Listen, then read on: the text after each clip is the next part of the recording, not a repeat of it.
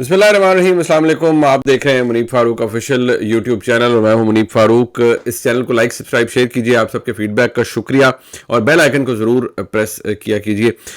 بہت سی باتیں، بہت سی افواہیں بھی گردش کر رہی ہوتی ہیں، آلدو اب کافی چیزوں کے حوالے سے تو معاملات درست ہو گئے ہیں، یا کم از کم اس سے کلیئرٹی آ گئی ہے۔ ایک تو بیریا ٹاؤن کے حوالے سے ایک بڑی خبر چل رہی تھی، بہت سے ہمارے دوست اس کو ولاگز بھی کر رہے تھے، خبریں چل رہی تھیں کہ بیریا ٹاؤن ڈیفالٹ ڈکلیئر کر رہا ہے یا ایسا کچھ ہو رہا ہے، اور بیریا ٹاؤن کو 460 ارب روپے کی پینلٹی پڑی ہوئی ہے سپریم کورٹ آف پاکستان سے۔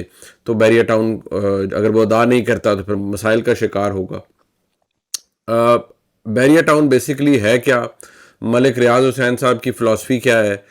میں ملک ریاض حسین صاحب کو کب سے جانتا ہوں اور کتنا عرصہ ہو گیا ہے، اور بیسیکلی وہ آپریٹ خود کس طرح کرتے ہیں ملک ریاض حسین صاحب، یہ ذرا بات بڑی دلچسپ ہے۔ اور ایک آپ کو بڑا دلچسپ واقعہ بھی میں سناؤں گا کہ جو میرا زندگی کا پہلا انٹریکشن تھا، میں نہیں جانتا تھا ملک ریاض صاحب کو، تو وہ کب ہوا، کس کے تھرو ہوا، اور کیسے مجھے ایک شخص کے بارے میں پتہ چلا کہ یار آج کے زمانے میں بھی ایسے لوگ ہوتے ہیں، تو ذرا یہ بھی آپ کو بتاؤں گا۔ ایک تو بات یہ ہے جی کہ پی ایم ایل این والے ہمارے دوست کراچی بھی پھر آئے ہیں، انہوں نے کہا کہ جی ہم ایم کیو ایم سے مل لیا۔ ایم کیو ایم نے کہا کہ لوکل باڈی ریفارمز ہونے ہیں، اور ایم کیو ایم کا بڑا دیرینہ مطالبہ ہے، اور یہ درست مطالبہ ہے بائی دا وے۔ بلدیاتی انتخابات کے اندر شفافیت، بلدیاتی ریپرزنٹیشن سب ہونی چاہیے، لیکن کیا مسلم لیگ نون اس معاملے میں ایم کیو ایم کی کوئی مدد کر سکتی ہے؟ تو اس کا جواب کیا ہے وہ میں آپ کو آگے چل کے دوں گا۔ ایک تو جی راجہ ریاض صاحب نے کہا کہ نون لیگ پنجاب میں کلین سویپ کرے گی۔ راجہ ریاض صاحب 100 دفعہ یہ باتیں کریں اور وہ کہیں، لیکن مسلم لیگ نون کلین سویپ کیسے کرے گی یہ میں بھی آپ کو بتاتا ہوں کہ مسلم لیگ نون کے پاس کلیہ کیا ہے کلین سویپ کرنے کا۔ اور یہ کہ ہمارے ملک میں بڑا آسان ہو جاتا ہے، لوگ کوئی بھی چیز آتی ہے نا، کوئی ایشو آتا ہے، پھر اس کے اپولوجسٹ آ جاتے ہیں۔ فرد شہزادی صاحبہ کا وہ پاسپورٹ آنا آیا، پھر لوگوں نے کہا جی کہ اس میں کیا بات ہے، اس میں کیا بات ہے جی، یہ تو کون سا اس میں کوئی بڑا ہو گیا، یہ جو انویسٹمنٹ بیسڈ سٹیزن شپ ہے یہ تو پوری دنیا کے اندر کئی ممالک آفر کرتے ہیں، تو اس میں کون سی بڑی بات ہے؟ اس میں بڑی بات جو ہے وہ اس کا ویلیو اور ہے۔ آپ دبئی کے اندر انویسٹمنٹ بیسڈ ریزیڈنٹ ویزا لیں، امریکہ کی نیشنلٹی لیں، برطانیہ کی لیں، ٹرکی کی لیں، وہ اور معاملات اور حالات ہوتے ہیں، اس کے اندر فرق ہوتا ہے۔ تو میں بریفلی صرف یہ بتا دوں کہ کچھ ملک بدنام ہوتے ہیں کسی حوالے سے، یہ جو جس کے بارے میں نے اپنے پچھلے بلاگ میں ذکر کیا تھا، یہ ایک بدنام ملک ہے، اور یہاں پر سسپیشیس ایکٹیویٹی جو ہے، فائنینشیل سسپیشیس ایکٹیویٹی، اس کے بارے میں بہت ساری چیزیں، ایف اے ٹی ایف کا بھی میں نے آپ کو بتایا تھا وہ ہے۔ تو ہر چیز کو ہمیں بہت ہی آسانی سے ایکویٹ نہیں کر دینا چاہیے کہ یہ ایسے ہے اور ایسے نہیں ہے۔ اب ذرا میں آپ کو یہ بتا دوں، عمران خان صاحب کا جو معاملات چل رہے تھے آلریڈی، جو یہ ان کا ٹرائل چل رہا ہے، دیکھیے اس کے حوالے سے اس کے اندر ڈیو پروسیس ہوتا ہے نہیں، ان کے وکلاء کہتے ہیں جی نہیں بہت جلد بازی میں ہو رہا ہے، لیکن شاید یہ اس کے اوپر شک تھا کہ اسلام آباد ہائی کورٹ میں، کیونکہ یہ معاملہ ابھی بھی چل رہا ہے کہ عمران خان صاحب کا جو جیل کے اندر ٹرائل ہے وہ نہیں ہونا چاہیے، اور یہ اوپن کورٹ میں ہونا چاہیے۔ پچھلی دفعہ جو ٹرائل کی جو سماعت ہوئی، اس کے اندر جو ریلیونٹ لوگ تھے یا دونوں طرف سے لوگوں کو بلایا گیا، لیکن وہ ایسا نہیں تھا کہ عام پبلک کے اندر آ جائے، فیملیز کے لوگ شاید آ سکتے تھے، اس طرح کچھ ہے۔ اب وفاقی کابینہ نے دوبارہ اس کو انڈورس کر دیا نہیں کہ نہیں، ٹرائل جو ہے یہ تو جیل کے اندر ہی ہوگا۔ اب اس کے سیکورٹی ریزنز بھی ہیں، اور ان نیسیسری جو ہائپ ہے اس کو بچانے کے لیے بھی یہ کیا گیا ہے، لیکن اس کا مقصد صرف ایک ہی ہے، اور وہ مقصد صرف یہ ہے کہ یہ ٹرائل فوری طور پر مکمل کیا جائے، جلدی اس کا فیصلہ آئے، اور جلدی فیصلہ کس صورت میں آنا ہے؟ جلدی فیصلہ عمران خان صاحب کی سزا کی صورت میں آنا ہے۔ عمران خان صاحب کو سزا کتنی ہو سکتی ہے؟ لوگ کہتے ہیں جی 14 سال ہو جائے گی، کوئی کہتے ہیں جی 7 سال ہو جائے گی، لیکن جو چارجز ان کے خلاف لگے ہوئے ہیں اس میں تو پھر سزا سختی ہوگی۔ لیکن جو معاملہ شاہ محمود قریشی صاحب کا ہے وہ مختلف ہے، وہ کو ایکیوزڈ ہیں اس کے اندر۔ شاہ محمود قریشی صاحب نے خود کچھ نہیں کیا، گو کہ ان کا یہ بیان ریکارڈ کے اوپر ہے کہ میں نے امانت عمران خان صاحب کے حوالے کی، لیکن شاہ محمود قریشی صاحب پر مجھے لگتا ہے، میرا اسیسمنٹ بھی ہے کہ ان کے اوپر جو غصہ ہے اس کی نوعیت فرق ہے۔ وہ یہ کہ وہ عمران خان صاحب کے ساتھ ابھی تک معاملات ان کے کیوں جڑے ہوئے ہیں، میرے خیال میں سب سے زیادہ فیکٹر جو مجھے لگتا ہے وہ یہ ہے، میں غلط ہو سکتا ہوں لیکن میری اسیسمنٹ تو کم از کم یہ ہے۔ اس کی یہی وجہ ہے کہ جو لوگ ابھی تک جیلوں میں بھی ہیں، کچھ لوگ موجود ہیں وہ بھی اسی وجہ سے ان کی جان نہیں چھوٹ پا رہی. ابھی ریسنٹلی میں آپ کو بتاؤں کہ 800 لوگوں کے، یہ عمران خان صاحب کا تو یہ سائفر والا معاملہ میں نے آپ کو بتا دیا، اور اسی وجہ سے شاہ محمود قریشی صاحب کو بھی رگڑا لگ رہا ہے. اب جو ایک نیا راؤنڈ شروع ہو رہا ہے، وہ نیا راؤنڈ یہ ہے بیسیکلی جی کہ 800 لوگوں کی لسٹ ریسنٹلی ایک آئی ہے. اس لسٹ کے اندر بیسیکلی وہ لوگ جو کہ 9 مئی والے دن یا جب زمان پارک کے اوپر پولیس گئی تھی اس وقت جنہوں نے رجسٹ کیا، اس ویسینٹی کے اندر جو لوگ موجود تھے، چاہے وہ، اور وہ کیسے پتہ لگا، وہ جیو فینسنگ سے پتہ لگا ہے، ان کی باقاعدہ طور پر تفتیش ہو رہی ہے، اور ان لوگوں سے پوچھا جا رہا ہے، ان لوگوں کو بلایا جا رہا ہے انویسٹیگیشن کے لیے. اگر کوئی نہیں آتا، چھپ گیا ہے، تو پھر ریڈ ہو رہے ہیں، ریڈ کنڈکٹ کیے جا رہے ہیں پولیس کی جانب سے، جن میں یہ پوچھا جا رہا ہے، بتایا جا رہا ہے کہ آپ یہاں پر کیوں تھے؟ اگر آپ جناح ہاؤس کے پاس یعنی کور کمانڈر ہاؤس لاہور کے پاس تھے تو آپ کیوں تھے؟ آپ نے اگر کالز کی تو کس کو کی؟ کیا آپ کے پاس ثبوت ہے کہ آپ وہاں پر کیوں تھے؟ فوٹیج کے اندر اگر کوئی نہیں آیا تو جیو فینسنگ کے اندر اس کو ٹریک کر رہے ہیں. اور یہ نئی لسٹ ہے، یہ سرکل اب دوبارہ کہا جاتا ہے نا کہ نہیں اب 8-9 مئی جو ہوا وہ ختم ہو گیا، اب مزید کچھ نہیں ہو رہا. نہیں، یہ نئی لسٹ ہے جس کے اندر جیو فینسنگ میں جو لوگ موجود تھے ان سے بھی انویسٹیگیشن ہو رہی ہے. پہلے بھی ہوئی لیکن اب یہ نئی لسٹ ہے، اس میں بہت سے لوگوں کی شفٹنگ ہو رہی ہے. کوئی کیمرہ مین تھا، کوئی ٹیکنیکل لوگ تھے، کوئی ریزیڈنٹ ہوں گے اس کے علاقے کے، کوئی قریب لینے والے لوگ ہوں گے، کوئی فون کا. جب جیو فینسنگ ہوتی ہے تو پھر تو سارے جو اس ریڈیس کے اندر لوگ آتے ہیں وہ سارے شامل ہو جاتے ہیں. تو بیسیکلی یہ ہو رہا ہے. اس سے بہت سے لوگوں کو، لوگ ڈرے ہوئے بھی ہیں، لوگوں کو مسائل بھی ہیں. لیکن میں نے جب اس کو کلیئرٹی لینے کے لیے پولیس سے رابطہ کیا اور اپنے جو پولیس کے ذرائع ہیں ان سے پوچھا کہ اس طرح تو لوگ بڑے ہراساں ہوں گے، تو انہوں نے کہا کہ نہیں، یہ ایک بیسک انویسٹیگیشن ہے. کوئی شخص اگر پولیس اس کو بلاتی ہے اور وہ پیش ہو جاتا ہے اور بتاتا ہے کہ ہاں جی میں یہاں پر تھا، یہ وجہ تھی، یہ میرا دفتر ہے یا میرا گھر ہے یا میں گزر رہا تھا، اور میں اتنی دیر وہاں اس لیے رہا کیونکہ ٹریفک بلاک تھی، گاڑی بلاک تھی، میرا کوئی رابطہ نہیں ہے، نہ وہ تصویر میں آ رہا ہے، نہ وہ پی ٹی آئی کی کسی لیڈرشپ کے ساتھ اس کا تعلق ہے ایز سچ، نہ وہ کسی جگہ ریزسٹنس میں موجود تھا، تو پھر ایسے لوگوں کو پراپر انویسٹیگیشن کے بعد فارغ کر دیا جاتا ہے. یہ مجھے وہ ورشن ہے جو مجھے پولیس نے دیا ہے. اب اس کے برعکس اگر کچھ ہو رہا ہے تو لوگوں کو پھر عدالت سے رجوع کرنا چاہیے کہ ان نیسیسری جو ہیرسمنٹ ہے وہ نہیں ہونی چاہیے. اب یہ معاملہ ہے جی، میں نے آپ کو شروع میں بتایا کہ وہ خواجہ جو راجہ ریاض صاحب ہیں، راجہ ریاض صاحب کہتے ہیں کہ مسلم لیگ نون پنجاب میں سویپ کر رہے گی. دیکھیں، مسلم لیگ نون کی اس وقت جو کنڈیشن پنجاب کے اندر ہے، دیکھیے یہ وہ مسلم لیگ نون نہیں ہے جو 2013 والی، ایون 2018 والی، اور 2018 کے بعد جب مسلم لیگ نون شدید مسائل کا شکار تھی، میاں نواز شریف صاحب اندر، شہباز صاحب اندر، مریم نواز شریف صاحبہ اندر، رگڑا لگ رہا ہے، جیلوں میں جا رہے ہیں، لیکن بائی الیکشن میں مسلم لیگ نون ناکوں چنے چبوا رہی تھی پی ٹی آئی کی حکومت کو. مطلب ڈسکا جیسے شہر کے اندر پوری ایڑی چوٹی کا زور لگایا گیا، وہ دھند بھی آ گئی، سب کچھ ہو گیا، مسلم لیگ نون ہاری نہیں. وہ اس لیے کیونکہ مسلم لیگ نون مضبوط تھی، اسٹیبلشمنٹ کی رانگ سائڈ پر کھڑی تھی.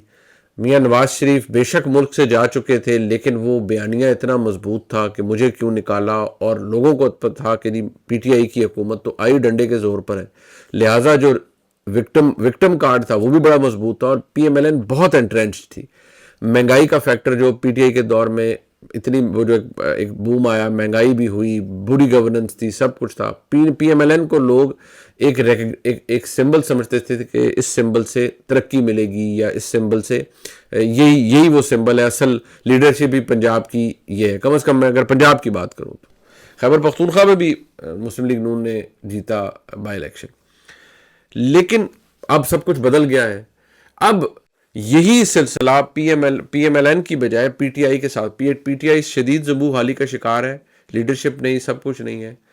اگر وہ نہیں ہوں گے اور انتخابات کے اندر ان کو ریفلیکٹ نہیں کریں گے، میں کئی دفعہ کہہ چکا ہوں، تو پھر پی ایم ایل این بے شک کلین سویپ کیا جی، ساری 372 نشستیں ساری اپنی لے جائیں، جو ڈائریکٹلی الیکٹ ہونے والے ہیں باقی بھی سارا کچھ اپنا ہی لے جائیں.